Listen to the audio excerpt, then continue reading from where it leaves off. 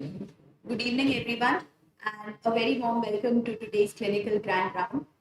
We, as the Department of Plastic Surgery, are going to present on a topic which, even in the 21st century, not many of us are very well acquainted with, but we hope to clear some of your doubts.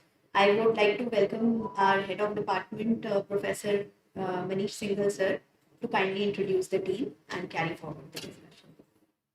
Thank you, Shivangi. Thank you, Shivangi. And a very warm welcome to everyone for sparing time on this very important topic. And we have our whole team available with us right now. So it is truly a multidisciplinary care. So with us is our endocrinology team, ENT team. Dr. Suchita is here, Dr. Surabhi is here, and endocrinology team is online, and Dr. Swati from. Achha, yes, everybody is here, so nobody is online. Okay. Endocrinology and psychiatry. So along with us, we have Aishwarya Raj. She is a clinical psychologist. So it's a truly a multidisciplinary topic, and our country is actually leading this care today in today's era. If I compare the care across the globe, I think we are probably have the best possible legal scenario for care of these clients. So I am sure that this will be very interesting for someone who does not know much about the topic, and even for somebody who knows little less. So please enjoy the presentation, and very hard work has been done by Dr. Shivangi. And now I call upon Dr. Aishwarya to start the. Thank you so much, sir.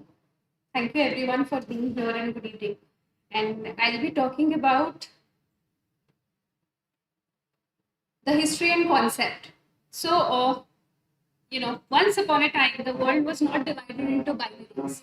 Across millennia, humans recognized gender as fluid, diverse, sacred continuum rather than a rigid frame. And ancient civilizations embraced multiple genders, each carrying cultural, spiritual, and social significance.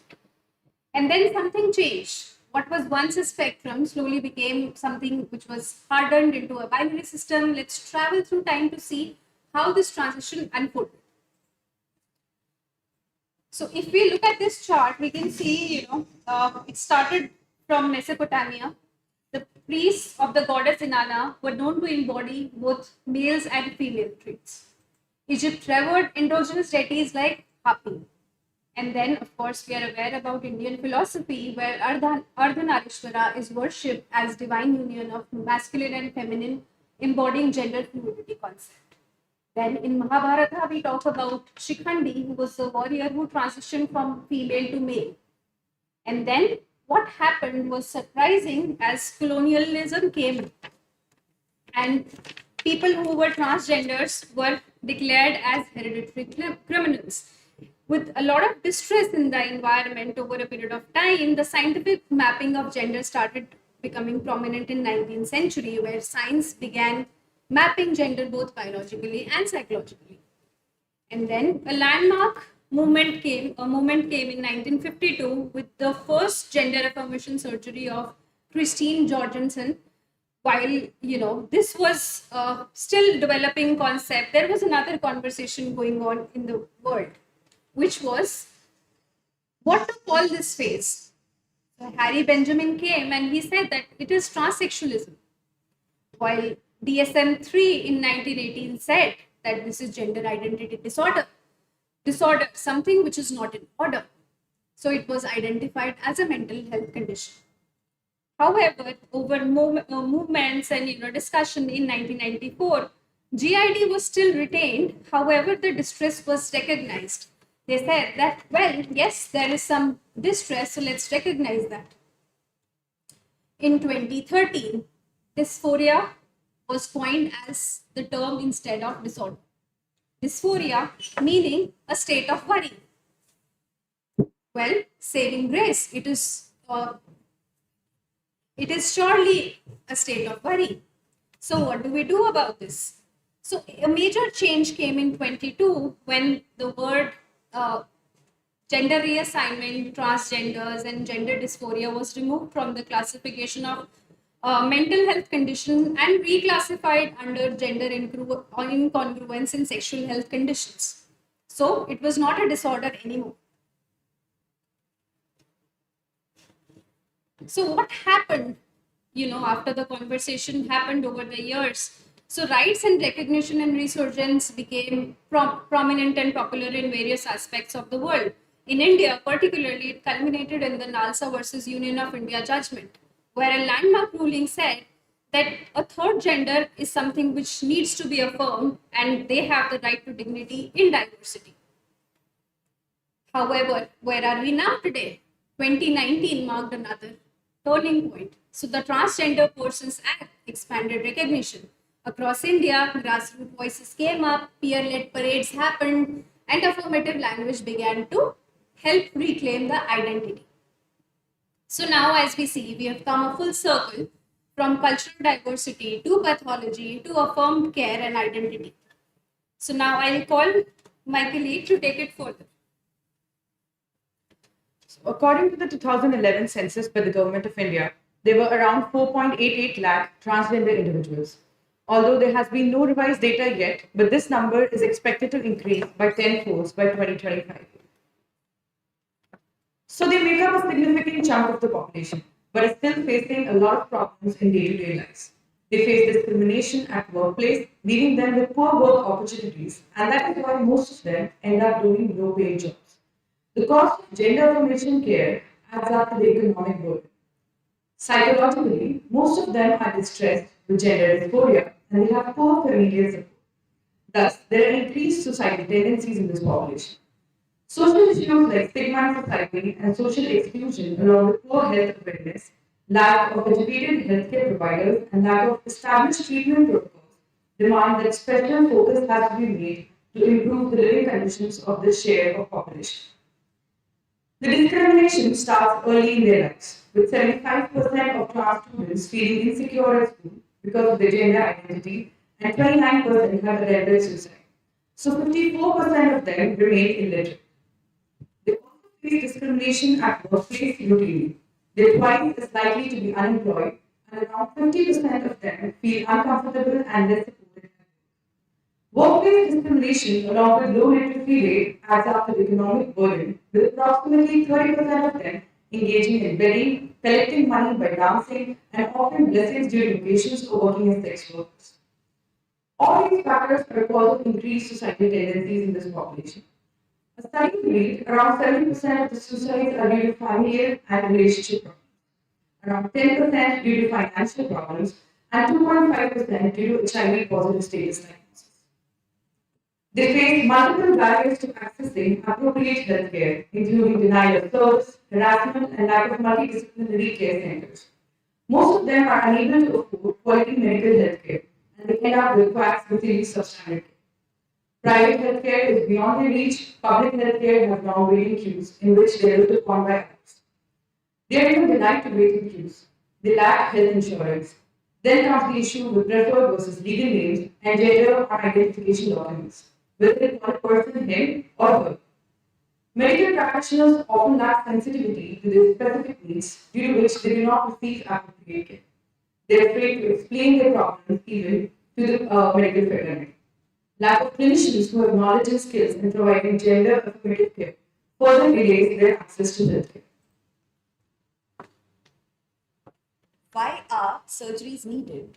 About 30 to 40% of this population undergoes surgery, and it is required to affirm to their perceived gender, and it leads to a better self-esteem and better integration into the society.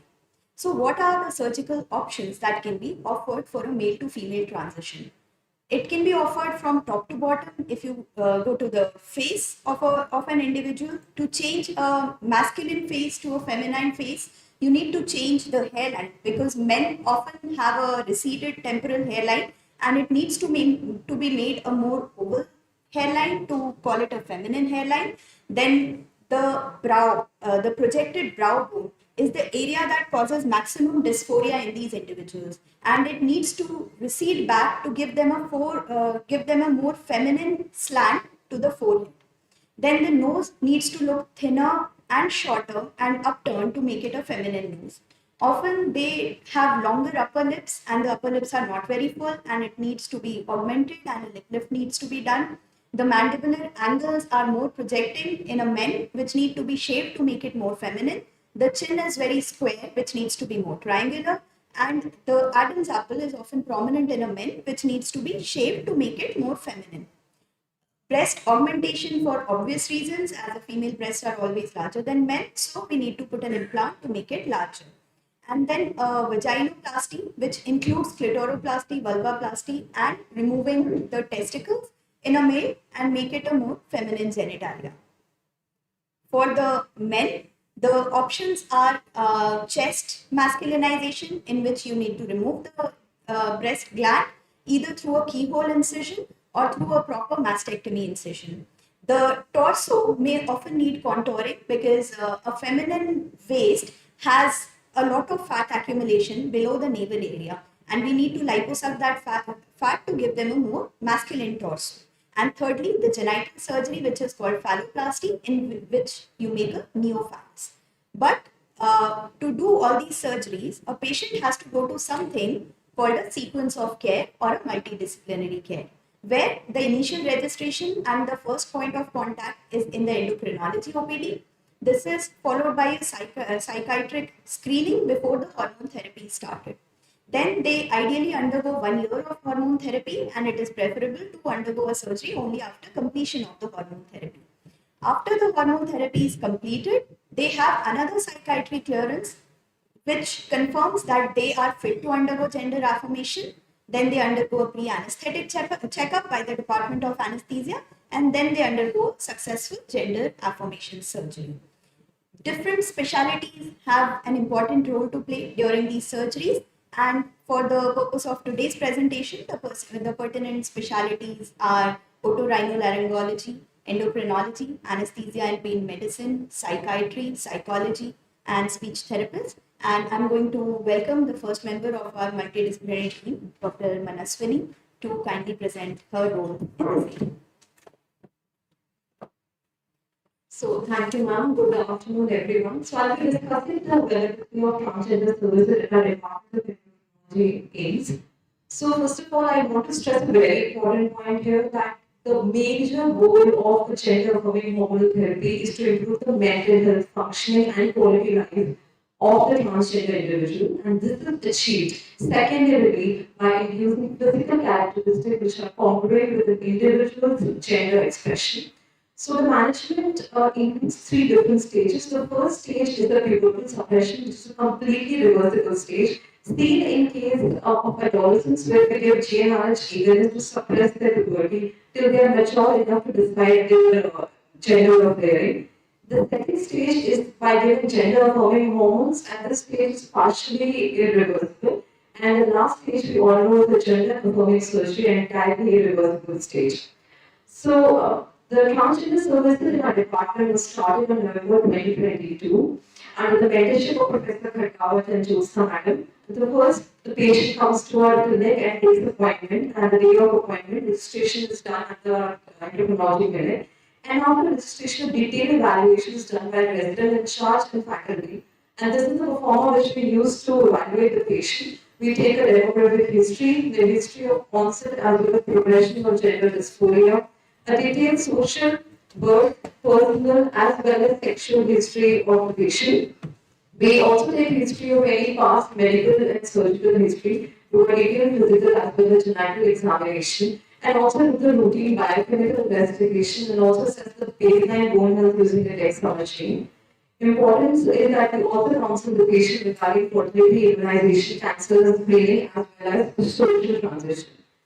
We also discuss about the available gender affirming hormonal therapy options to the patient, and we also are offering these for our end-to-end transition patients done in our department by our endocrinology residents. On the second visit, we do a detailed review of baseline art test, and also we manage the comorbidities, if any, with the patient.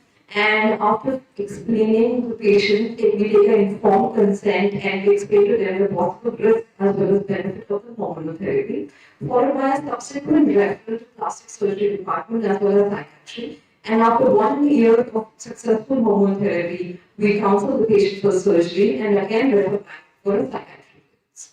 So this is the inpatient information sheet and consent form which we fill for all the patients, from male to female. I'll show it as well for female to male. And this is available in both languages, in Hindi as well as English. And this is one for available for female to male, again in both languages. We also fill a patient satisfaction questionnaire to determine whether the patient is satisfied with the services available in our endocrinology unit, in the psychiatry department, as well as at the plastic surgery department here at AIIMS. So briefly, around 414 transgender individuals have been registered in our in the last 3 years, of which interestingly more are F2Ms 219 as compared to M2I, which is 195. The baseline mean age of the population is 25 years, and most of the patients, which is a good thing, is they are graduate or above in education status. And around 60% and above patients belong to middle class and above, as per the socio-economic status is concerned. And around 10% of individuals have certain baseline comorbidities. Most common of it is primary hypothyroidism, followed by type 2 diabetes, which we take care of before starting the patient on hormonal therapy. The next, I would like to invite Dr. Swati Gupta to take the presentation forward. Good afternoon, everybody. I'll be talking about how the role of psychiatry in gender reformation. So, as my colleagues have already pointed out, that this group of individuals faces additive chronic stress in the form of internalized stigma or transphobia, social prejudice, and discrimination, which can lead to increased mental health issues like depression, anxiety, substance use, non-suicidal self-injuries, etc. If we talk about the global scenarios, various studies have been done. A recent systematic analysis has actually reported that in many studies, it has been found that the prevalence of mental health issues in this group is double than that of cisgender individuals. Like depression and anxiety has been found to be in about 30 to 60% individuals. As high as 21.4% have attempted a recent self-harm attempt, and a suicidal attempt was reported in about 7% of individuals. The positive side is that studies have also started coming up in the last 5-6 years, which talk about that after gender reformation surgeries, there is an improvement seen in the mental health as well as the quality of life. However, longitudinal data is still required. In the Indian context, as Aishwarya also talked about, we have recently started focusing on this phenomena again. And a scoping review which was conducted in 2022, which took studies from 2010, has found about 177 studies reporting health status. But one of the main findings was that, again, in all these studies, the majority of the focus was on physical health, but mental health data has been lacking. And also, patients have reported a lack of availability of gender affirmative services in government hospitals. The Department of Psychiatry also sees, like, if a patient walks in there, they can be seen, otherwise they are referred from endocrinology or any other department. They are seen by all faculty. However, 90% of these patients are seen in the Common Mental Disorder Clinic, sorry, a mistake, which is run by Professor Pratap Sharan. When they come to the clinic, a detailed workup is done, which includes the case history, which we do for all our clients to see if they meet with a diagnosis of any mental health issue, and a mental status examination along with the detailed sexual assessment history. For gender-related issues, we apply 3 scales. There is a gender identity, gender dysphoria questionnaire, which assesses the dysphoria associated with gender incongruence, the BEM sex role inventory, and the Kinsey sexual orientation scale. And a screening test known as DASH21 is applied. And in case, after all this, we do find that they have any specific mental health issue diagnosis, then other rating scales are applied to rate the severity, and then they are asked to follow up in the psychiatry OPD subsequently. So a small study of about 30 files, a retrospective file review was done in the OPD of all the patients who were registered from 2019 to 2023. And the mean age was similar to what Dr. Manaswini has talked about 22 years. Majority were graduate and employed. Majority of them developed incongruent feelings towards their assigned gender in childhood. However, the mean age of coming out was as late as about 20 years of age. One-fourth reported a history of bullying and or sexual abuse. Uh, about 86% have had adopted gender affirming name about at the age of 17 years. 26% said no family support. Thankfully, 50% had some partial support from the family. 36% have reported presence of any kind of mental health disorder. When we also compared the female to male, again similar to the earlier study, it was an earlier age of coming out, a higher prevalence of mental health issues, and interestingly, a better parental support when the conversion was from female to male rather than the male to female. The SOP has already been talked about by my colleagues. It has been proposed to the Government of India as of August 2024. The flow of patients is, as I have already talked about, that they can either come to the psychiatry department or endocrinology. When they come to us, detailed evaluation is done. They are asked to follow up for the year when they are also taking hormonal therapy. And after a year, if they want to go for gender affirmation, a clearance is done, which assesses their competence to say yes for the gender affirmation surgery.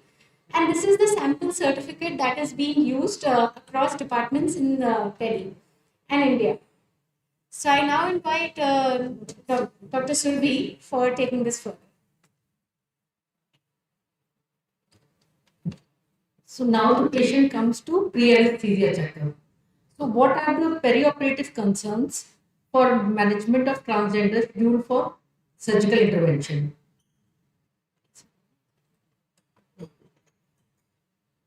So the special considerations were distinctive health risk because of hormone therapy, risk of having chronic disease, mental health problems, depression, STDs, and domestic violence.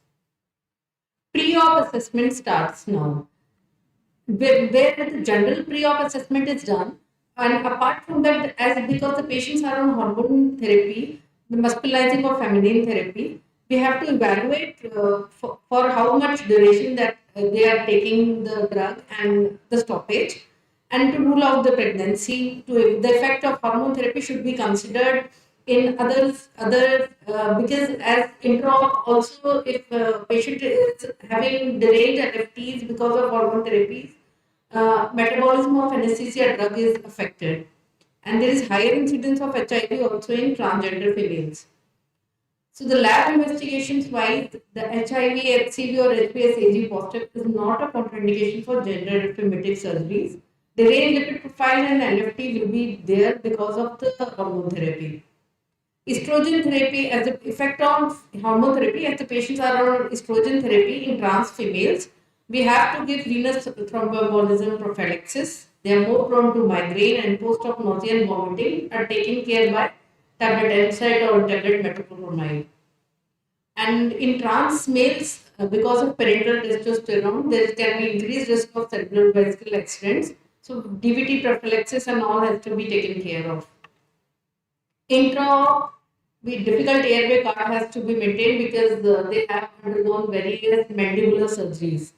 DVT prophylaxis, we use DVT pumps and monitor for thromboembolism. There can be problematic catheterization in case of gender affirmative urological surgeries. Post-op, although the procedure has been taken care entirely elective, the patient encounter anxiety, fear and depression post-op that has to be counseled, and optimal analgesic care by IV analgesics, morphine or fentanyl, and epidural top-ups for 3 days followed by oral analgesics. We keep them pain-free throughout. So what are the challenges in initial phase will be covered by Dr. Shivangi. So when we initially started doing these surgery, there were a couple of challenges that we faced. The first one was training gaps. Most of the surgeons and healthcare staff, when they have to deal with the transgender surgery, they actually don't have a training in it. So when we conducted a survey of the healthcare providers during a transgender conference, we found out that the biggest hurdles that the surgeons face is inadequate training. For the physicians, they feel that most patients can't afford it. And for the nurses, managing an emotionally labile patient is the primary deterrent. If we come to the learning methods for gender affirmative care, most of the surgeons said that the only and some exposure that they got to gender affirming surgery was during their postgrad training. Uh, when we asked them that what are the methods to improve gender affirming healthcare and surgery training in our kind of countries, most surgeons said that we should have more surgical workshops for the same. So, how did we overcome these training gaps? We conducted workshops. A surgical and advanced gender affirmative care workshop was conducted with Global Educational Institute faculty from the World Professional Association for Transgender Health. During this, we conducted live surgical workshops, which included 12 surgeries. The surgery team from AIIMS disciplines of surgical discipline also participated and helped us for the workshop. We also needed to sensitize all of the ground staff, the nursing, the paramedical, non-medical and medical staff and administrative staff to gender related concepts, and thus we also conducted sensitization workshops for the same. Then we also realized that there was a need to train transgender community and build their cadre so that they can help in better health delivery, and thus we conducted community engagement workshops also. The second constraint was the resource constraints because it requires infrastructure and resources. But the good news is that there was a memorandum of understanding with which the healthcare services are now being provided to the transgender free of cost under the Ayushman Bharat PMJ scheme. Another thing we realized that a shared resources in the form of a nested care, where instead of having dedicated transgender clinics, if we have under the same umbrella of a plastic surgery department or any other department in the hospital, if we can provide social separation to these patients while preventing them from clinical separation, it can lead to shared resources and optimum care with the existing resources. The third challenge was lack of guidelines in the Indian context. So we did have some international existing guidelines such as the Standards of Care 8, but there were no particular guidelines in the Indian context. So as discussed earlier, experts were summoned from all over Delhi and NCR and also from various other specialities, and they collaborated to make the standard operating procedures for medical and surgical care of transgender patients. Also, the Indian Standards of Care 1 came into being in 2021, but now those are being modified to make it better according to the international guidelines, and we are in the process of coming up with those guidelines. So what has been our surgical experience so far? We, in the past 2 years, from November 2023 to October 2025, we conducted 128 procedures. The number of patients might be less because one patient undergoes multiple procedures. The surgeries that we did for trans women were facial feminization surgeries in 49, breast augmentation in 10 patients, and 21 vaginoplasties. For trans men, we carried out chest and torso masculinization in 25 patients, phalloplasty in 3, and minor ancillary procedures in about 20. The facial feminization surgeries that were performed was a frontal sinus setback in 12 cases. As you all now know that the brow bone is the cause of maximum dysphoria in these patients and it needs to be set back to create a smooth forehead. Second was hairline advancement, hairline transplants, facial fat grafting to give them a more feminine rounded facial contour, rhinoplasty or a nose correction surgery, lower jaw contouring to make the jaw more feminine, a genioplasty or a chin feminizing surgery, voice surgeries or tricothyroid approximation, and thyroid chondroplasty or Adam's apple shape. And we also had a few minor complications, but none major.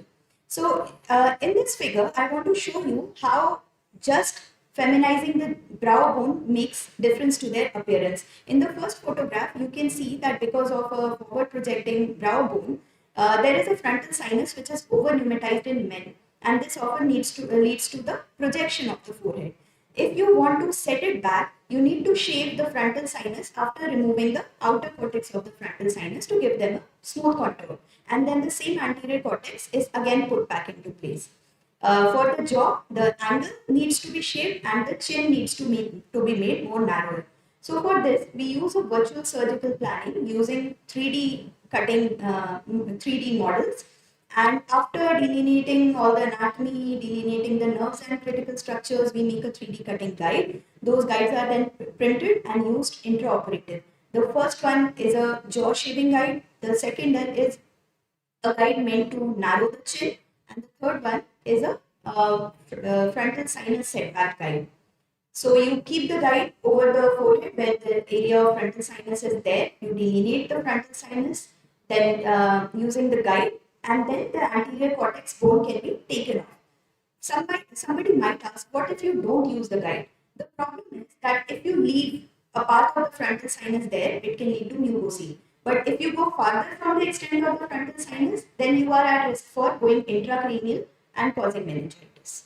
But cost is an inhibitive factor in this surgery. So along with our ENT team, Dr. Arvind Kaivu sir, we devised this low-cost innovation in cutting guide where you can see the frontal sinus in the first picture on a CT, but on a 1:1 caudal view X-ray, you can delineate the frontal sinus very well. You cut the X-ray film to the extent of the frontal sinus and then place it on the forehead where the frontal sinus extent is. And then again, you go through the same steps, lift up the anterior cortex and shave the frontal sinus. These are a few results of facial feminization surgery. In this patient, the surgeries that have been done is a frontal sinus setback, a rhinoplasty, a brow shaving and lift, a jaw contouring, jaw shaving and genioplasty, and a malar fat grafting. A few other representative cases, this patient just underwent an upper face feminization which included a frontal sinus setback, rhinoplasty, brow shaving, and upper lip lift, and you can see how much of a difference it creates to a person's look. Then this patient had only the lower face surgery in which the angles of the jaw were shaved and a more triangular appearance of the chin was created. And this is how it narrows down the face. The fourth representative case is for the hairline. As you can see in the front picture, this patient has a lot of temporal recession of the hairline. And in the second picture, you can see that how during this facial feminization surgery, you can create a more smooth circular oval hairline. Then the second is an Adam's apple shape where you remove a part of the thyroid cartilage during surgery. The incision is submental in an area which is not very visible later on, and you can see a few representative cases here. This is one of the patients and this is another patient with nearly no visible scar. There is another surgery where you can combine an Adam's apple shape with a feminizing voice surgery or cricothyroid approximation, but the incision is usually lower than what it would be for just an Adam's apple shape. The next is a chest feminizing surgery in which you need to augment the breast. There are some inherent differences between a male and a female chest. Male chest usually has broad shoulders, a broad chest, wide sternum, hypertrophic pectorals, small and lateral nipple areola complex, and a shorter nipple to IMF distance. We performed 10 surgeries, but because of these inherent differences, there is some challenges that you face when doing augmentation rather than doing augmentation in a female. This patient had a pectus excavatum with a masculine chest and 260 cc implant augmentation was done. You can still see that they have widely placed nipple areola complex. There is no way to correct that. But often when they wear their clothes, they have a near normal appearance like any female would have.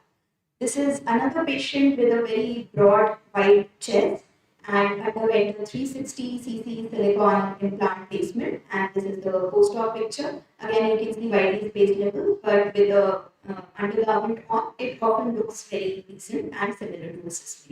These are a few other cases where I want to show how much of a difference 1 year of hormone therapy can bring to the chest. This patient was undergoing hormone therapy and had good breast development, and this is after the breast augmentation. Another patient who had mild tuberous breast deformity but underwent hormone therapy, which also leads to laxity of the soft tissues of the chest wall, and after doing the breast augmentation with the 300 cc implant, these are the results. The next surgery is a penile inversion vaginoplasty. Here, the penile tissue is used in a way that you can rearrange them to form a more feminine genitalia. You use the prepuce and the glans to form the clitoris and its hood. Part of the penile shaft skin is used to make the labia minora. The scrotal tissue is used to create the labia majora, and rest of the penile tissue is discarded. The cavity is made by pelvic dissection between the rectum and the urethra, and in that space you insert the penile shaft skin and the skin graft to create the cavity. We performed a total of 21 surgeries, but we had a few complications, the major ones of which were a rectovaginal and uretrovaginal fistula. Here you can see that when you are dissecting in the space between the bladder and the rectum, it is a very narrow space in a male. It's not like a female anatomy where you have some inherent tissue of the in between the two. So this leads to a very high risk of having any complications such as recto or uretrovaginal fistula because of the delicate planes between which you dissect. So thus for intra-op assistance during pelvic dissection, we always involve the surgery team, Dr. Himang Bhattacharya sir, and we acknowledge his effort to always giving us intra-op assistance for the same. These are a few representative cases where the penile tissue has been rearranged to form the vagina. It leads to a depth of about 6 inches if they undergo regular dilatation, and that's a female anatomy how it would look post-op. Then chest and torso masculinization surgeries, where you make a female chest look more masculine. We did a total of 25 procedures. This procedure can either be done through a keyhole surgery, like in this particular trans man, who also underwent a liposuction of the torso. And this is the post-op result with minimal scars. You can give them a decent appearance to the torso. This is again a case of keyhole mastectomy. We also inject the fat that we liposuck from the abdomen into the pectoral muscles and into the deltoids to give their upper chest also a more masculine, wide chest, wide deltoid appearance. And this is a post-op result of the same. You can also do the procedure using the mastectomy incisions. Use the nipple as a free nipple graft to place it back on the chest, and these people have these lower flank and lower belly hanging fat which needs to be sucked out to give them a more masculine torso. Like here in this patient, after liposucking all the fat, there is a more straight appearance and contour to the torso. This is another case of a very fit, athletic trans man in which we performed liposuction and also gave him a six-pack contour to the abdomen to give him more athletic appearance. And this is the post-op result for the same. This is another case with nearly imperceptible scars, very well-healed wounds. The last surgery for a trans man is a bottom surgery in which you make a phallus out of the flap that you use from the forearm. It's called a radial artery forearm flap. The tissue is folded in the form of a phallus. You make the outer and the inner lining both using this tissue. It can also be used from the thigh, where you use the anterolateral thigh flap, and then you make the phallus. So we performed 3 such cases. 2 were using radial artery forearm flap, and 1 was using the anterolateral thigh flap. This surgery is also prone to some complications. This is one of the representative post-operative results. They would often not have erection unless you put a stiffener or an erectile device, which often is costly and not available in India. We took a survey, like this was a thesis of one of our students, in which she took a survey of 27 of these patients on how satisfied they were with the care received during surgery. Majority of them were very satisfied. Nearly no one had a regret. Only 4% people had regret undergoing a gender affirmative procedure, while in the Western literature, it's very common to see regret after surgery. Then their overall mental health also improved after undergoing the procedure. We can also see that they were satisfied with the aesthetic outcome of the surgery in about 70%. You may say this number is less, but scars are often something that bothers the patient even after the surgery, but scars are a part and parcel of every surgery. So that is something that people have to accept eventually. Do they feel more accepted as a member of the society after undergoing this procedure? Yes, 88% of them said that they feel more integrated into the society after this. Now I would like to invite our ENT colleague, Dr. Rahul, to speak on gender affirmative voice surgery, and we also have Dr. Shuchita, who is a faculty from ENT who helps us intraoperatively with this. Thank you. So now I'll be talking about the voice surgery, role of voice surgery as a part of gender affirmative surgery. Voice and communication are vital to how people are perceived, and surgery helps align patient's voice with the gender identity. Altering the vocal cords, making them shorter, thinner, or tighter, permanently raises the pitch of the voice. These are usually used alongside the voice therapy to align the person's voice with their gender identity and also help improve other aspects of voice like resonance and intonation. It is typically performed as a part of comprehensive vocal care, begins with the voice therapy and eventually include other surgical procedures like thyroid cartilage shaving. As estrogen hormone therapy does not affect the vocal pitch, surgery is often considered when voice therapy alone is not able to achieve the desired so following are the surgical procedures we perform as a part of feminization surgeries. First one is brachiothyrd approximation. The surgery increases the tension of the vocal folds, thus raising the pitch of the voice. Antiglottoplasty is another technique which is an endoscopic procedure which raises the pitch by shortening the vibrating length of the vocal folds. Laser-assisted voice adjustment or laser reduction glottoplasty is a technique which uses the lasers to reduce the portions of the vocal folds, thus decreasing the mass and increasing the stiffness, leading to the raising the pitch. Also, financial laryngoplasty is a complex procedure to creating an anterior curvature and reducing the length of the vocal folds, thus raising the pitch of the voice. This picture shows the procedure of the brachiothyrd approximation performed under local anesthesia. The horizontal incision is made at the level of cricoid cartilage, and the skin, subcutaneous tissues, and staph muscles are retracted laterally to expose the thyroid lamina and the cricoid cartilage.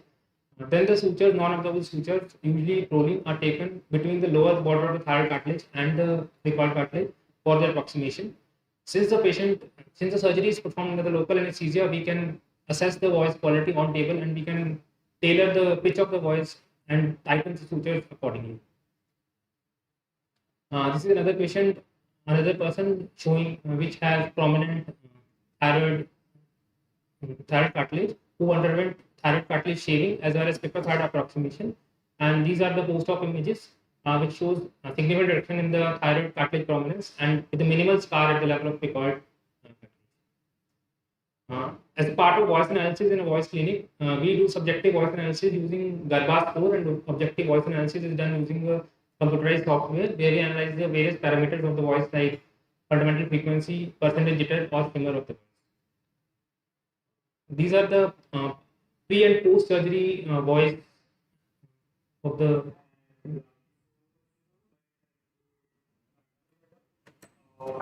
these are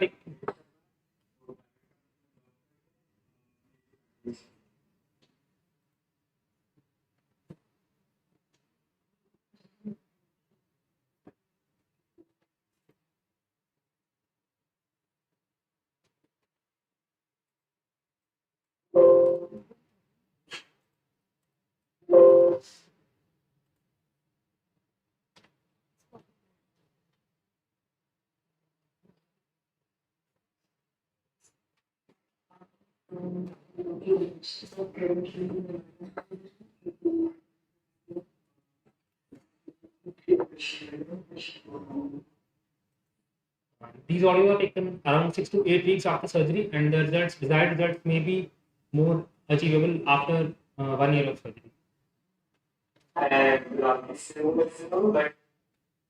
This is the similar audio comparing the pre and post surgery. Hare Krishna, Krishna Krishna, Hare Hare, Hare Ram, Ram, Hare Hare. Hare Krishna, Krishna Krishna, Hare Hare, Hare Ram, Ram, Hare Hare.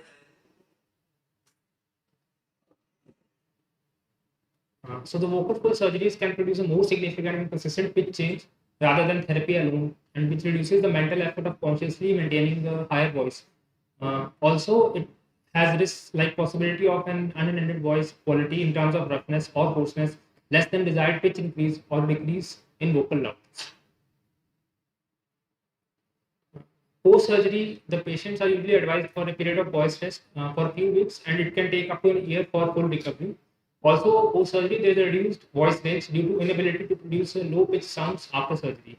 And vocal therapy is a crucial part of the recovery process to improve other characteristics of voice apart from pitch, that includes articulation, resonance, or intonation. Recovery varies from depending on the surgical procedure. This involves voice rest typically for 1 to 4 weeks after surgery for proper healing. A diet in the form of liquids and soft foods is recommended for the few weeks after surgery. The speech therapy is crucial both before and after surgery for the post-surgical healing. And in terms of vocal changes, initially the sound may be hoarse due to immediately post-op edema, but it will eventually resolve and the full recovery can take up to a year for the desired results. Thank you.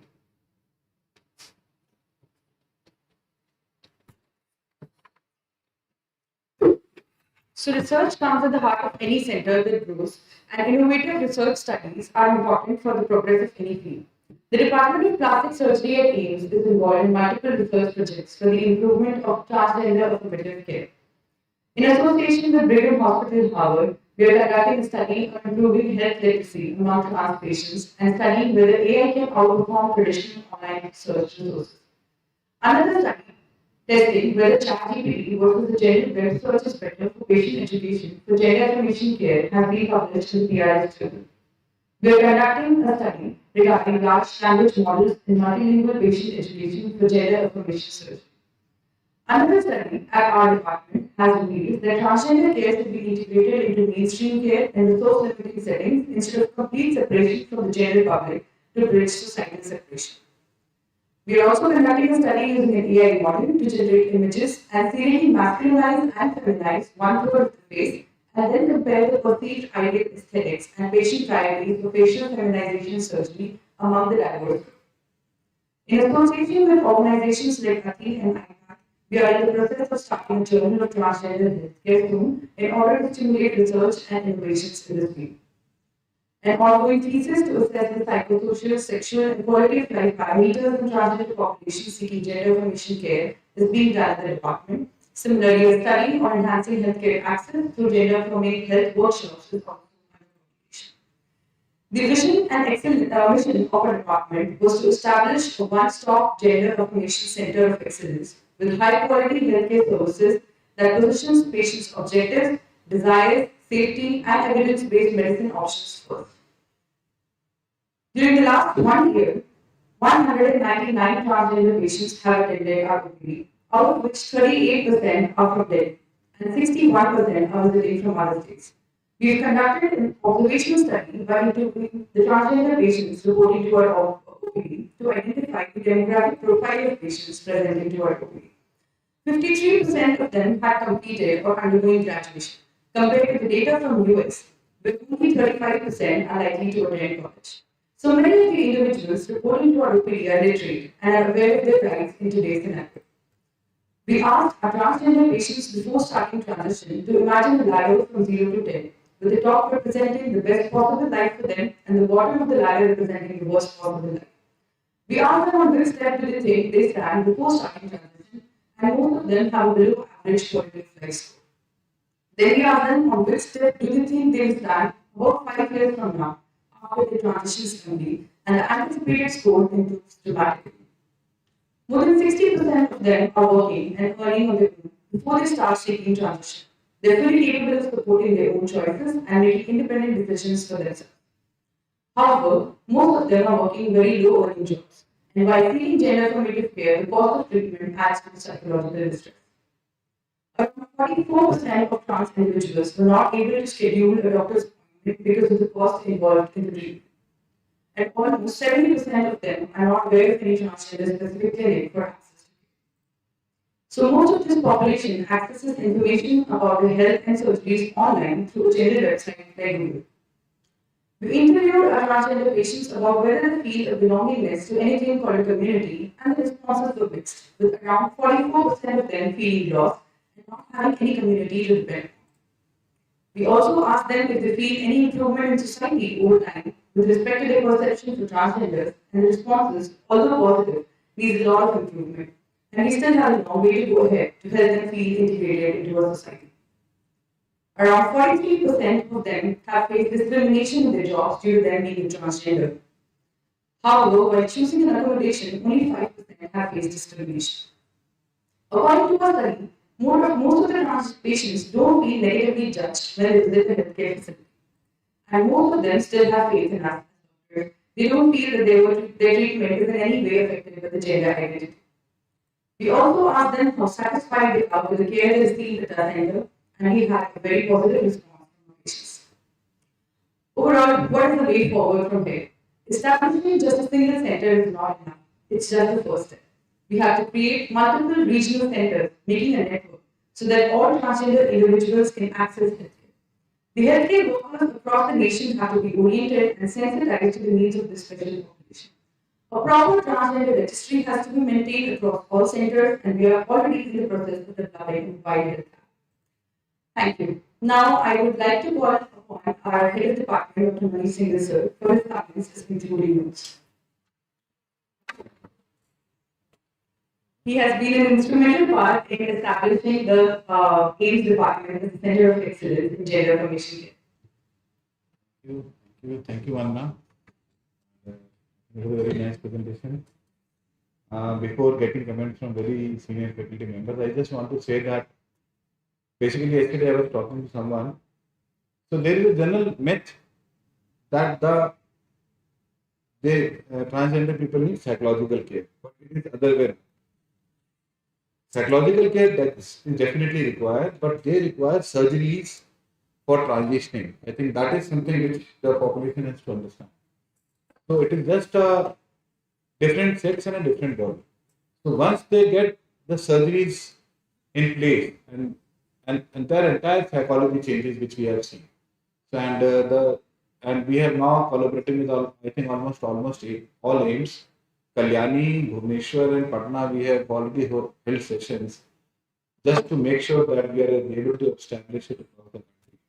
So it's a very difficult journey, and it is very difficult to start something. But I'm sure that we are getting all the support from all the departments of AIIMS to establish. Thank you very much. Any senior faculty member, sir, you want to say something? Mohit, and then you have a question. Pratap, sir, mic.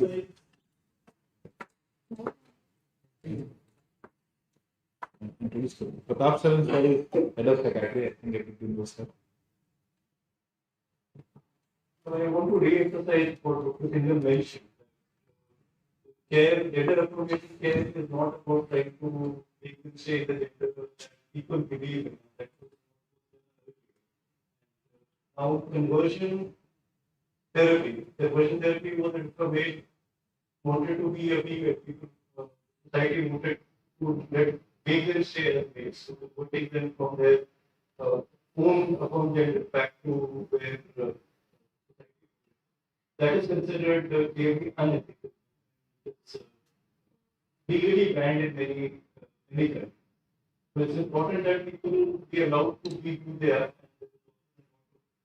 Against people with alternate gender identity and sexuality. Society has to move forward to facilitating the should be who they are. Thank you, sir. Thank you. Mohit, do you want to say something? Many compliments in just one question. It's a huge effort. Even I wasn't aware that there's so many surgeries involving gender reaffirmation. So I thought that it's just something with kind of breasts and genitals. But I'm kind of surprised to see that so many surgeries that require this. Just one question, like we can raise the pitch of the voice. Can we decrease the pitch of the voice also? Again, wonderful. How do we achieve that? Like as for raising the pitch, we do either the tricothyroid approximation or the Welder's lotoplasty. The other one is slightly more difficult if you have to lower the pitch between evening. So what we do is we wait until the river and then we do it. So yes, can be done, but they are not many of them would need a surgical intervention. And with speech therapy, it's a very small checkup which would need a surgical intervention. Voice changing.